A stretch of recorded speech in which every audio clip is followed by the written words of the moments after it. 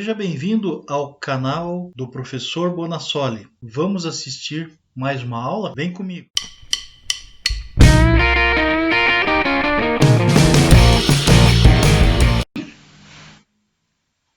Dando continuidade às nossas aulas de perícia contábil, hoje nós vamos conversar sobre o perito contábil, sobre a profissão, a função de um perito contábil, que nada mais é do que uma das atribuições do contador. Inicialmente, nós temos aí o Decreto-Lei 9295, de 27 de maio de 1946. Ele estabeleceu as atribuições do contador. Então, o artigo 25, ele fala que são considerados os trabalhos técnicos de contabilidade. Então, letra A desse artigo, organização e execução de serviços de contabilidade em geral. A escrituração dos livros de contabilidade obrigatórios, bem como de todos os necessários no conjunto da organização contábil e levantamento dos respectivos balanços e demonstrativos. A letra C do artigo 25 é que fala das perícias, do perito contábil. Então, atribuição do contador, perícias judiciais, e ou perícias extrajudiciais. Revisão de balanços e de contas em geral, verificação de haveres, revisão permanente ou periódica de escritas, regulações judiciais ou extrajudiciais de avarias grossas ou comuns, assistência aos conselhos fiscais das sociedades anônimas e quaisquer outras atribuições de natureza técnica conferidas por lei aos profissionais de contabilidade. Esse parágrafo primeiro foi incluído depois, e foi alterado aí pela Lei 14.039 de 2020. Então, os serviços profissionais de contabilidade são, por sua natureza, técnicos e singulares, quando comprovada a sua notória especialização, nos termos da lei. Esse parágrafo foi incluído por essa lei aí. Parágrafo 2º, também introduzido pela 14.039, considera-se notória especialização o profissional ou sociedade de profissionais de contabilidade, cujo conceito no campo de sua especialidade, decorrente de desempenho anterior, estudos, experiências, publicações, organização, aparelhamento, equipe técnica de outros requisitos relacionados com suas atividades, permita inferir que o seu trabalho é essencial e indiscutivelmente o mais adequado à plena satisfação do objeto do contrato. Então, esses dois parágrafos, eles não estavam dentro da legislação que criou as funções do contador. 9295. Artigo 26. Salvo direitos adquiridos ex vi do disposto no artigo 2º do Decreto 2133, de 8 de fevereiro de 1932. As atribuições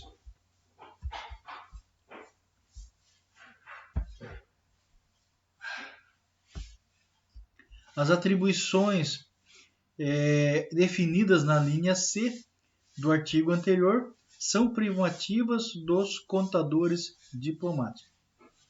Então, se vocês quiserem depois verificar a lei, até foi a falha que aconteceu aqui no vídeo, se vocês clicarem em cima onde está o link, em cima do artigo 2º, ele vai abrir para vocês, direto da página do Planalto, essa legislação. Eu coloquei aqui algumas coisas a título de curiosidade para vocês estudarem ou verem depois o que se trata esse decreto tão antigo, 1932.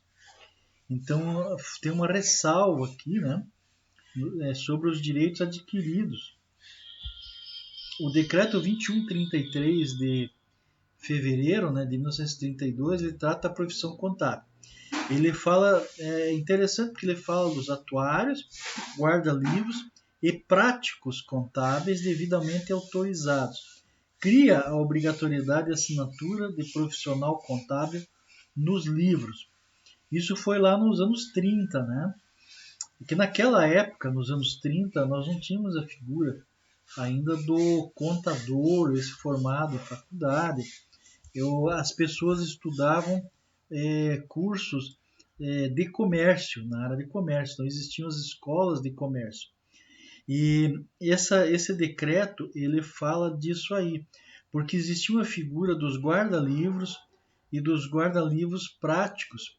E esses, para poder assinar os livros, eles tinham que fazer a sua devida inscrição, estar autorizados em alguma escola de ensino do comércio. Então tudo isso aí está na legislação. Eu deixei aqui para vocês, né? Por curiosidade, então acesse aqui, ó, esse site.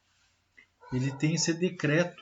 E ali no artigo da lei de 2020, que fala, exceto esse aqui, porque a lei prevê ainda que existem casos, devem existir ainda, né? Que é de 32 pessoas aí na faixa de uns 90 anos, que talvez estejam vivas, que estejam atuando ainda como contadores, mas com autorização daquela época, né? Eram práticos, mas tinham a sua credencial de contador ou de contabilidade para exercer a profissão. Hoje isso não acontece mais, né? Que a pessoa tem que realmente estar formada em ciências contábeis para poder atuar como contador, como perito aí, para poder exercer essas atribuições. Mas eu coloquei esse decreto que eu achei muito interessante, né? Como era antes, e aí vai até faz parte da própria história da contabilidade. Eu acho que um acadêmico, né, ou alguém que está estudando contabilidade tem que conhecer isso aí, né? Como que era feito antigamente.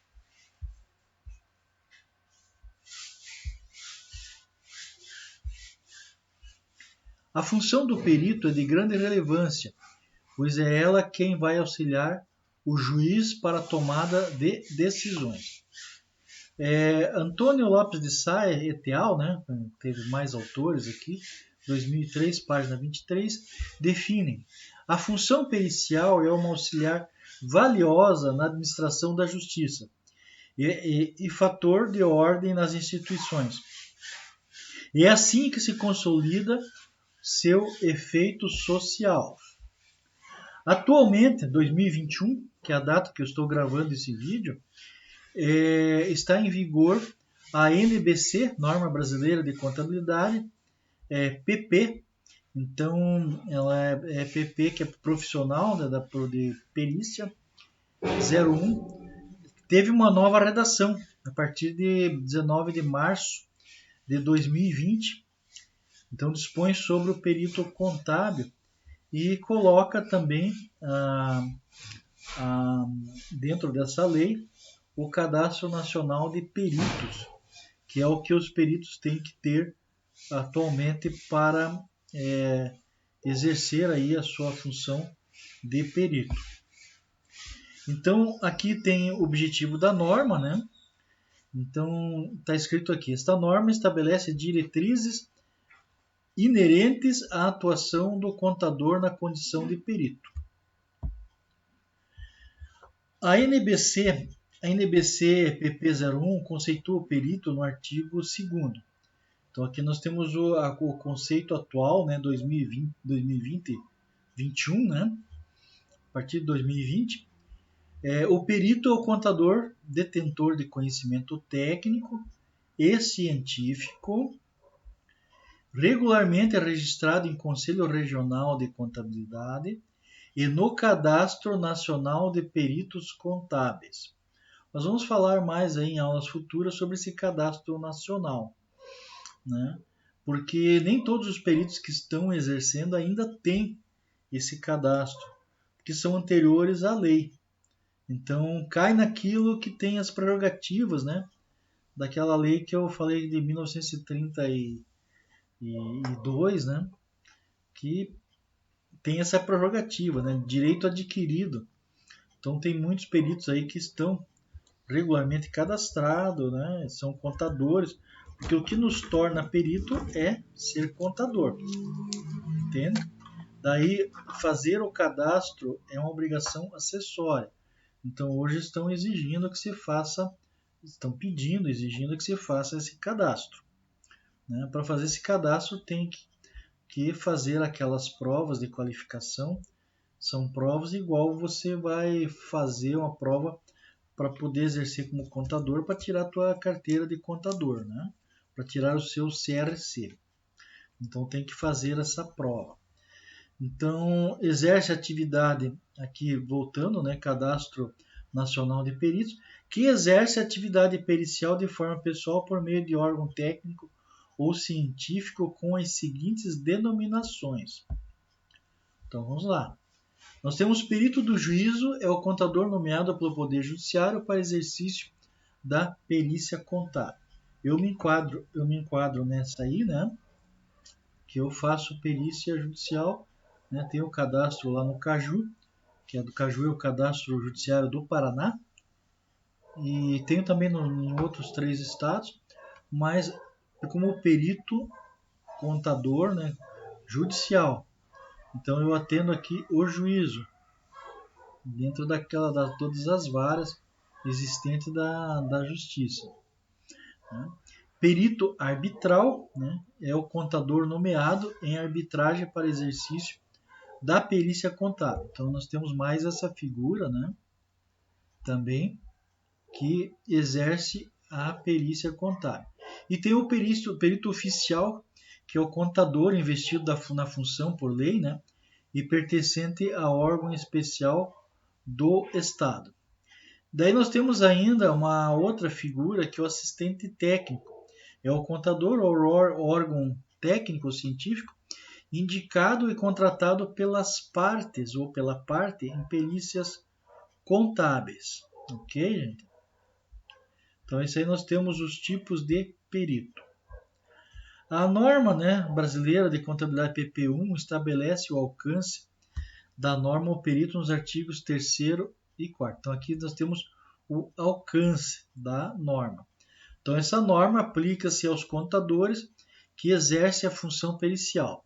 Então, aplica-se ao perito a NBC PG 01, que é o Código de Ética do Contador, a NBC PG 100, cumprimento do código, né, dos princípios fundamentais e da estrutura conceitual, e a NBC PG 300, contadores que prestam serviço, contadores externos. E a NBC PG 12, educação profissional continuada, naqueles aspectos não abordados por esta norma. Então, ele estende, né, estabelece, né, o perito, né, a abrangência do perito, do alcance da lei. Agora vamos falar um pouquinho da habilitação profissional do perito. Então, encontra isso aí no artigo 5º e 6º da NBC, né, da PP 01, 19 de março de 2020, que é o que nós estamos tratando o assunto, todo ele tratado basicamente em cima dessa legislação. Então, o perito deve comprovar sua habilitação por intermédio de certidão de regularidade profissional, emitida pelos Conselhos Regionais de Contabilidade ou do Cadastro Nacional de Peritos, do CFC. Então, o Conselho Federal de Contabilidade tem um cadastro nacional que vocês, como perito, poderão estar fazendo a inscrição. Para fazer a inscrição, tem que fazer a prova, como eu já disse anteriormente. O perito pode anexá-los no primeiro ato de sua manifestação e também na apresentação do laudo. Eu, particularmente, só apresento na inicial, né? Quando eu faço a proposta de honorários, eu apresento todas as certidões, né? Então, eu apresento certidão, apresento currículos. Vamos ver mais tarde sobre isso aí, né? Sobre habilitação, como é que faz. Mas eu apresento todos os documentos, as certidões necessárias. No artigo 6º, indicação ou contratação de assistente técnico. Então, ocorre quando a parte ou a contratante desejar ser assistida por contador ou comprovar algo que dependa de conhecimento técnico científico, razão pela qual o profissional só deve aceitar o encargo se reconhecer estar capacitado com conhecimento, discernimento e independência para a realização do trabalho. Impedimentos profissionais, segundo a NBC. Impedimentos profissionais são situações fáticas ou circunstanciais que impossibilitam o período de exercer, regularmente suas funções ou realizar atividade pericial em processo judicial ou extrajudicial, inclusive arbitral. Então, nós temos aí os itens previstos nessa norma, explicitam os conflitos de interesse, motivadores dos impedimentos a que está sujeito o perito nos termos da legislação vigente. Na verdade, gente, isso aqui tudo é o próprio texto da lei, Vocês perceberam. Então, o artigo 8º da norma, não da lei, da norma, caso o perito não possa exercer suas atividades com isenção, é fator determinante que ele se declare impedido, após nomeado ou indicado, quando ocorrerem as situações previstas nesta norma. Mas podem ocorrer outras, que não esteja na norma e que vocês terão que avaliar se estão impedidos ou não. Quando nomeado, o perito deve dirigir petição no prazo legal, justificando a escusa ou motivo do impedimento. Normalmente, o perito ele é indicado pelo juiz, recebe uma intimação, ou por telefone, geralmente confirmada por e-mail, por um e-mail eletrônico, por uma mensagem, e é dado como intimado. Daí você deve entrar no processo, o processo fica habilitado para processo eletrônico, fica habilitado, para que você possa estar tomando ciência do processo que é. Normalmente eu faço uma cópia já do processo e já providencio imediatamente os honorários, o pedido de honorários, e falo que aceito o encargo, mas aí tem que ter a aprovação dos honorários para ter essa confirmação. Geralmente é 5 dias, que é o prazo legal. Quando indicado nos autos pela parte e não aceitando o encargo, o assistente técnico deve comunicar a ela a recusa devidamente justificada por escrito, facultado o envio de cópia à autoridade competente. O assistente técnico deve declarar-se impedido quando, após contratado, verificar a ocorrência de situações que venham suscitar impedimento em função de sua imparcialidade ou independência e dessa maneira comprometer o resultado do seu trabalho. Ainda seguindo a norma, suspeição e impedimento legal. Então, eu vou passar para vocês o que a norma trata, de suspeição, que é o artigo 12º. O perito nomeado deve se declarar suspeito ou impedido quando não puder exercer suas atividades, observadas as disposições legais.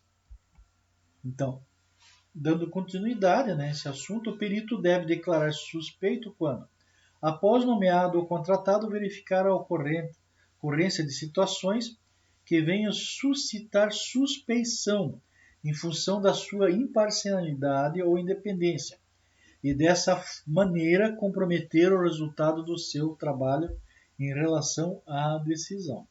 Isso é muito sério, gente, porque o trabalho de perícia ele é contundente, ele é final, Você vai fazer você pode fazer das partes, uma das partes, o juiz, você pode fazer com que o juiz seja induzido a erros. Então tem que tomar muito cuidado aí. Casos de suspeição e impedimento a que está sujeito o perito nomeado são os seguintes. Aqui nós temos a enumeração de alguns casos, não são todos. Ser amigo íntimo de qualquer das partes, ou ser inimigo capital de qualquer das partes. Então, ser amigo, ser inimigo, te coloca em suspeição. Então, o teu trabalho pode ser anulado, né, caso você seja. Ser devedor ou credor demora, né, das partes, dos cônjuges, seus parentes, destes, em linha reta ou em linha colateral até o terceiro grau ou entidades das quais esses façam parte de seu quadro societário ou direção. Isso porque, né, aí vai colocar em suspeita o teu trabalho, né, se você tem alguma dívida com uma das partes ou parentes das partes. Entendido? Ó, ser herdeiro presuntivo.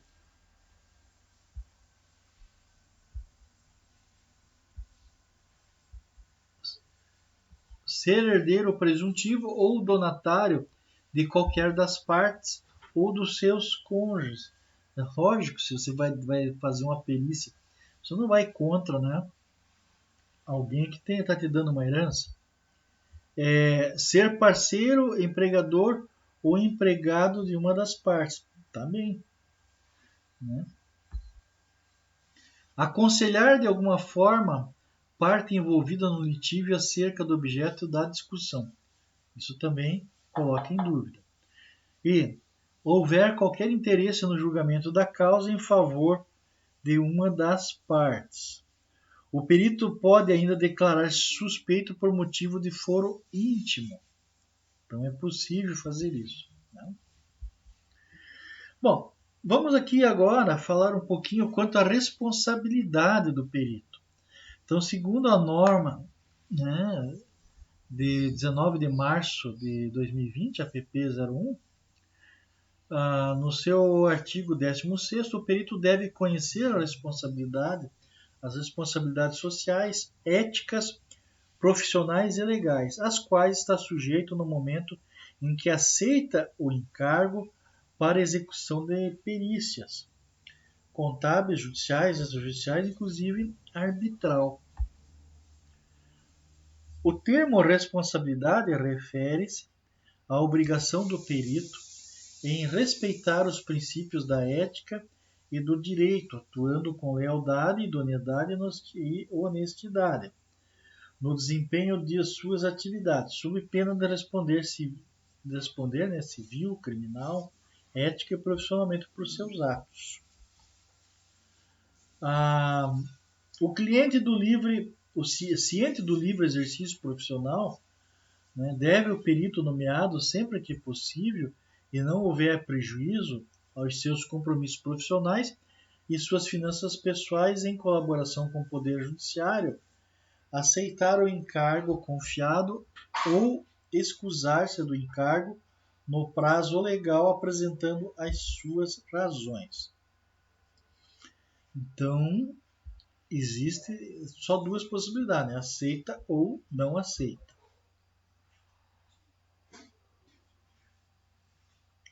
O artigo 19º diz o seguinte: o perito nomeado no desempenho de suas funções deve propugnar pela imparcialidade, dispensando igualdade de tratamento às partes, e especialmente aos assistentes técnicos. Não se considera parcialidade, entre outros, os seguintes: atender às partes, né, ou a assistentes técnicos, desde que se assegure igualdade de oportunidades, ou fazer o uso de trabalho técnico-científico anteriormente publicado pelo perito nomeado que verse sobre matéria em discussão. Responsabilidade civil e penal. A legislação civil determina a responsabilidade e penalidade para o profissional que exerce a função de perito, as quais consistem em multa, indenização e inabilitação. Então pode ter seu registro cassado aí, né? A legislação penal estabelece penas de multa e reclusão para os profissionais que exercem atividade pericial que descumprirem as normas legais. Vamos falar um pouquinho agora quanto ao zelo profissional.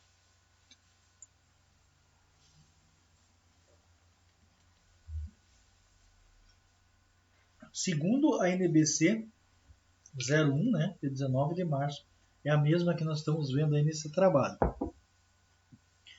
No artigo 22º, o termo zelo para o perito refere-se ao cuidado que ele deve dispensar na execução de suas tarefas, em relação à sua conduta, documentos, prazos, tratamento dispensado às autoridades, aos integrantes da lide e aos demais profissionais, de forma que sua pessoa seja respeitada, seu trabalho levado a bom termo e, consequentemente, o laudo pericial e o parecer contábil sejam dignos de fé pública.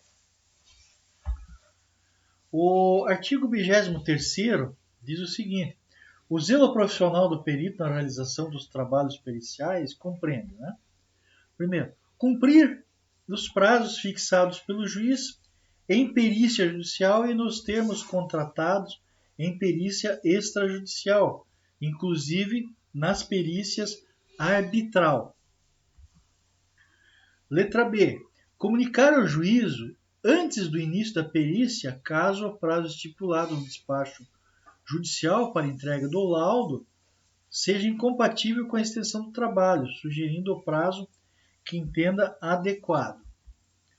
Assumir a responsabilidade pessoal por todas as informações prestadas em matéria objeto da perícia, os quesitos respondidos, os procedimentos adotados, as diligências adotadas, os valores apurados e as conclusões apresentadas no laudo pericial contábil e no parecer pericial contábil. Deve prestar o esclarecimento determinado pela autoridade competente, respeitados os prazos legais ou contratuais. Propugnar pela celeridade processual, valendo-se dos meios que garantam eficiência, segurança, publicidade dos atos periciais, economicidade, o contraditório e a ampla defesa. Ser prudente. Então, o perito tem que ser prudente, né? No limite dos aspectos técnicos científicos e atento às consequências advindas dos seus atos. Ele tem que tomar muito cuidado no seu trabalho para que não tenha nenhum processo, né? Venha receber algum processo por erro, por, de repente, deixar dúvidas quanto a favorecimentos, né, de algum parecer.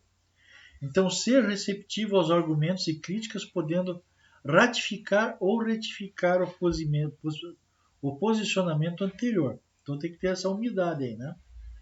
Você faz um laudo, faz um parecer, de repente, uma das partes, né, descobre que tinha um erro, né?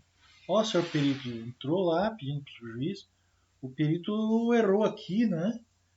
Então, daí o perito tem que responder e, se for o caso, retificar o laudo e for fazer um laudo complementar para que seja apreciado pelo senhor juiz. A transparência e o respeito recíprocos entre o perito nomeado e os assistentes técnicos pressupõem tratamento impessoal, restringindo os trabalhos exclusivamente ao conteúdo técnico-científico. O perito não pode também, ele tem que atender bem, mas também não é para se misturar, né? Então tem que saber como atender os assistentes técnicos. O perito é responsável pelo trabalho de sua equipe técnica. Então não adianta depois reclamar, mas foi meus funcionários que fizeram.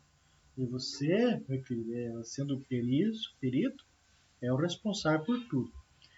Quando não for possível concluir o laudo pericial contábil no prazo fixado pela autoridade competente, deve o perito nomeado requerer a sua dilação antes do vencimento, aquele, né, apresentando os motivos que sejam a solicitação.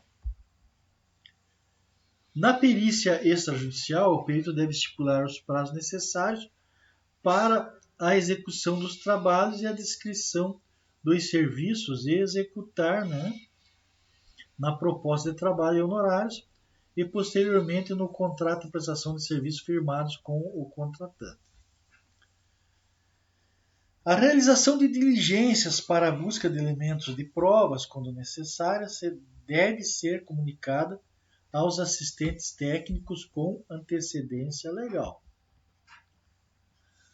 A utilização de trabalho de especialista de acordo com a norma, né, da NBC PP1.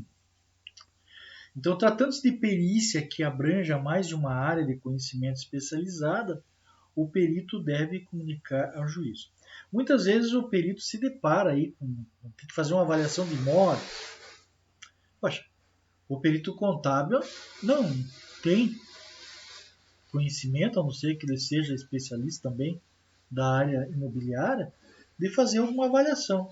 Então ele tem que ter um laudo, né, uma perícia dessa especialidade para concluir o seu trabalho de perito. Ok, gente? Então, aqui a profissão de perito, vocês devem tomar bastante cuidado, né, quando estão realizando o trabalho, na hora de pegar um trabalho dessa natureza. Na próxima aula, nós vamos ver aí, né, o plano de trabalho e honorários. E provavelmente eu já incluo nessa aí os cadastros, né, que tem que ser feito para atuar como perito. Agradeço a atenção de todos que participaram dessa aula. Obrigado, gente. Até a próxima. Não deixe de fazer a sua inscrição no meu canal. Deixe seu like, seu joinha aí, né? Mas se inscreva no canal para que eu possa estar dando continuidade em nossas aulas. Ok? Até lá.